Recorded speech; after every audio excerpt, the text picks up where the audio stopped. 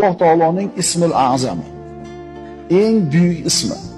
U shunday bir ismki, u ismni o'rtaga qo'yib Allohga duo qilinar ekan, albatta ijobat bo'ladi. U ismni o'rtaga qo'yib so'ralar ekan, albatta Alloh taolo ato qiladi.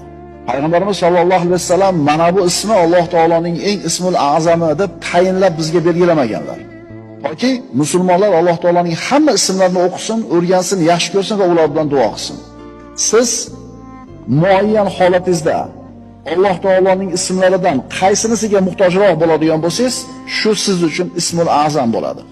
Agar siz faqir, kambag'al bo'lsangiz, Alloh taoloning Al-G'ani ismi, behojat, boy ma'nodagi ismi.